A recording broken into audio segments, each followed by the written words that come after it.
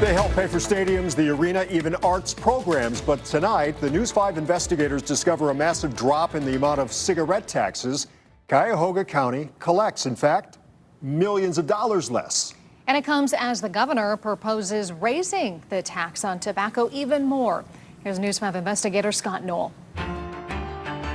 Catch Reba Clardy. I put it in my little Prego jar and be tearing it up. And the 65-year-old has no problem telling you about her favorite habit. Ooh, I love me some good old coffee. An afternoon cup of coffee, a long way from the habit she spent decades hiding in pictures. Why'd you start smoking? I don't know. I want to be grown.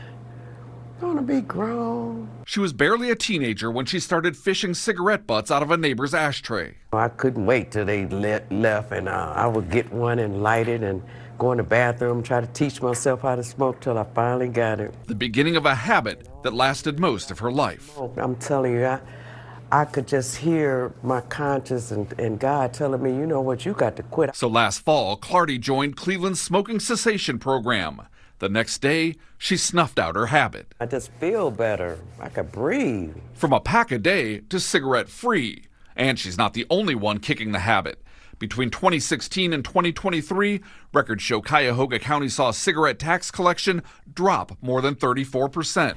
Cigarette tax money to maintain Rocket Arena, Progressive, and Huntington Bank fields reduced from nearly $2.3 million in 2016 to $1.5 million. Cuyahoga arts and culture funding hit even harder. I always say, who wants to run a business where you have 50% less cash coming in? But Jill Paulson is executive director of the organization. It funds about 300 nonprofit arts and culture groups a year.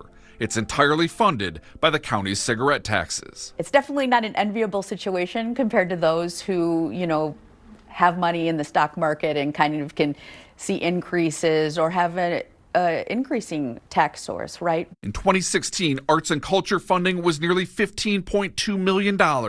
Last year, it was down to just under $9 million. It makes it tricky when the pie is smaller and there's more people coming to the table, for sure. In November, voters approved a measure to extend and increase the cigarette tax for the arts, raising the tax 40 cents per pack beginning this month.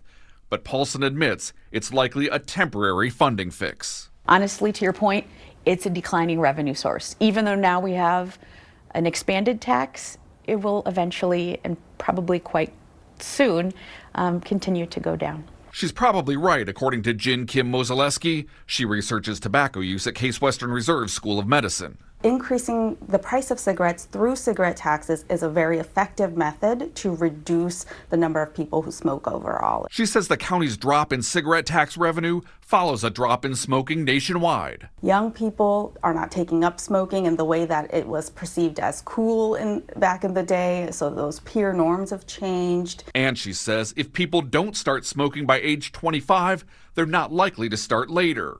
Good for public health, a challenge if your budget relies on it. I think that's all the more reason that the community has to come together and say, CAC is one solution, we need some others as well. For Clardy, Listen, I done paid for a whole bunch of stuff in the city of Cleveland with my money. she hopes the days of dipping into her wallet for cigarette taxes are done. I could be rich. And I mean all them years, working all that time, ooh-wee, I could be a millionaire. County Council just approved funding a study looking at alternate ways of paying for arts and culture. As far as the sin tax goes, it also includes alcohol sales. Because of rises there, it's seen only a slight drop in the total amount collected, helping weather that 34% drop in cigarette tax collection. Miss Reba saving her money and her health tonight. What an interesting look. I mean, that was a big drop. So fewer people smoking, but what about vaping, Scott? Yeah, well, Katie, right now the county's tax only covers cigarettes, doesn't include things like vapes and nicotine pouches. Great story. Scott Knoll, thanks so much.